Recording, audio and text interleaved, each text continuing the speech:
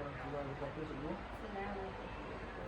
Sebelum saya memulakan penyusuan sama Cikgu, Cikgu menceritakan diri Cikgu. Okey, bismillahirrahmanirrahim. Nama saya Wan Samiha binti Yaakob. Di sekolah ini sekarang saya merawat jawatan sebagai pendidikan dan pentadbiran bermula dari 2024 hingga 3 sekolah pentadbiran lah. Sebab saya di sekolah ni Jun 2023. 9 bulan saya sebagai AHM. Saya di portfolio baru tu lah. Jadi saya teruskan pada soalan yang seterusnya. Baik.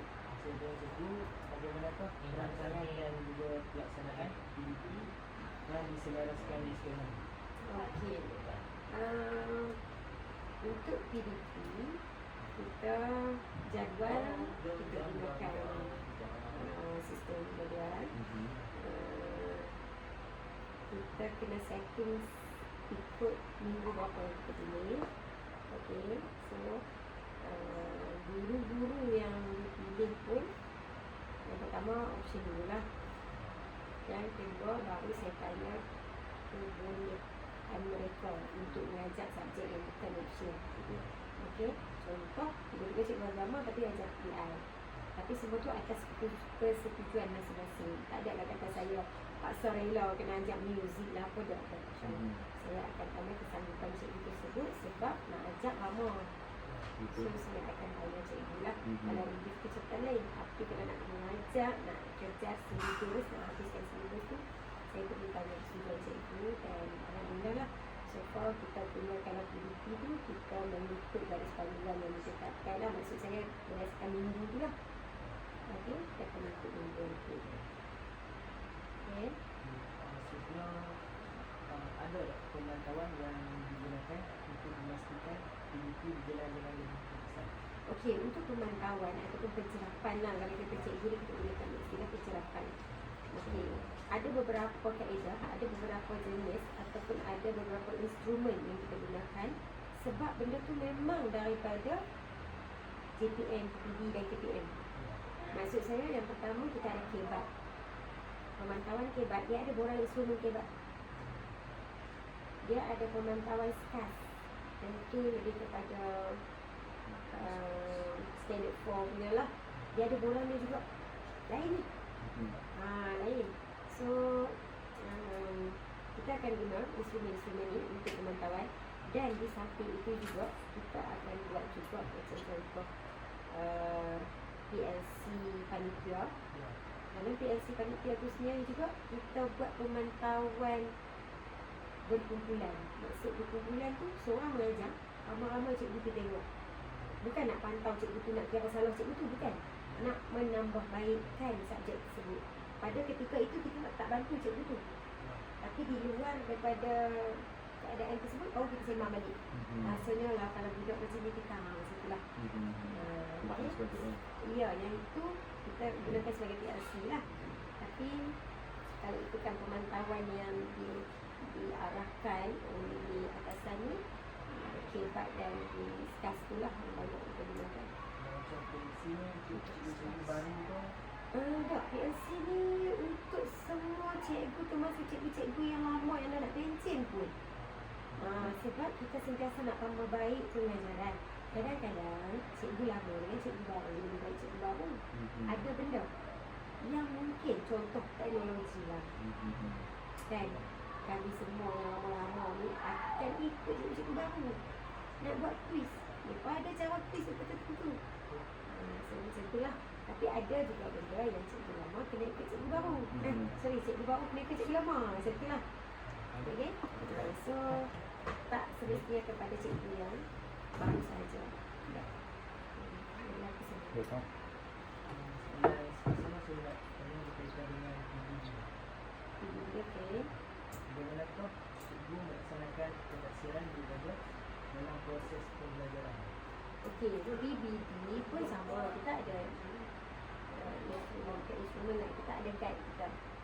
So, kalau kita follow guide tu, setiap subjek dia ada masing-masing.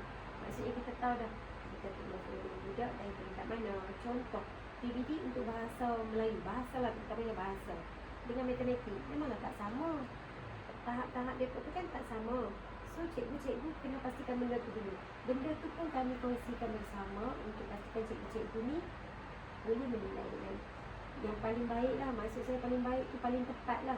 Sebab benda bila subjektif, dia akan jadi bias, dia akan jadi tak sama antara satu cikgu dengan satu cikgu.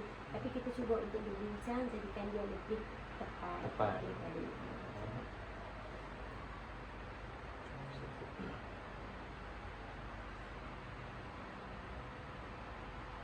selain daripada bias, ada tak cabaran yang lain dalam pelaksanaan PBB dan bagaimana pula sekolah mengatasi ini? Okey, saya nampak satu lah.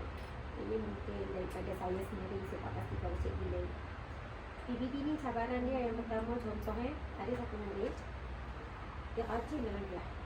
Rajin. Bila kita tanya dia boleh jawab. Okey, berinteraksi dengan kita. Dia tak erti, dia tanya kita. Okey. Tapi bila dia main buat latihan seorang-seorang, dia jam. So, murid macam tu. Kalau PBD kita nak buat apa? Kita nak ikut kemahiran dia tak boleh tu ke? Tapi bila dia bersama kita, dia macam boleh. Terutamanya macam saya subjek mat. So, mat memang ketara sangat. Dalam kelas, saya siap panggil bagi whiteboard marker, main depan jawab. Boleh jawab. Tapi, bila dia dalam kertas exam ataupun ujian yang kita bagi walaupun sumatif, kita kosong. Jawab tak apa-apa. Bila saya panggil balik, awak, lepas tu saya baca soalan. Dia pergi je jawab. So, kalau PBD, pelaksanaan dalam kelas. Betul. Masa dalam kelas, saya nak bagi markah kat dia apa? Takkan nak bagi tak elok. Tinggi. Dia boleh. Tapi bila saya tengok ke markah bila dia sendiri, so saya jadi terkekang lah sedikit waktu. Sebab pada saya, dia tak boleh berdiri di kaki sendiri. Takkan saya nak bagi dia elok. Betul. Kan? Kalau dengan bimbingan, takkan selamanya perlukan bimbingan. So, benda tu lah pada saya cabaran paling tinggi pada saya. Sebab nak bagi dia tak elok, saya tak sampati. Sebab pada saya bukan kata saya nak bias sebab dia budak baik, dia budak pandai belajar dengan dia, bukan. Tapi kita tengok dia punya dalam kelas bagus. Tapi rupanya bila dia sendiri, dia tak boleh. Itulah yang pada saya cabaran ni. Susun soalan berkaitan dengan PSPM. Okey.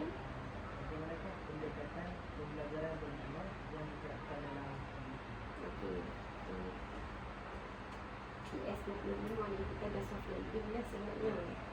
Okey. So, kita pun dah tak titik beratkan benda tu. Tapi benda baik kita teruskan. Cuma mungkin pelaksanaan dia tu tidak direkodkan, tidak diwar-warkan, kan. So, kita guna je yang pendekatan-pendekatan yang kita guna semasa PS25 tu rancak dulu. Tapi kebelakangan ini benda tu dah soft landing. Tapi kita lebih menentukan kepada PBB.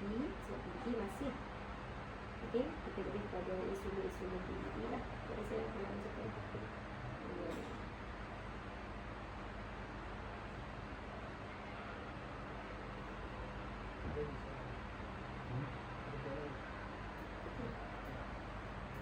Saya rasa itu saja. Saya cuba ada kami dan ini. Jadi terima kasih ibu. Okey, baik. Kalau ada apa-apa tu insyaAllah dapat je sebab dari segi itulah. Mungkin idea masing-masing berbeza. Tapi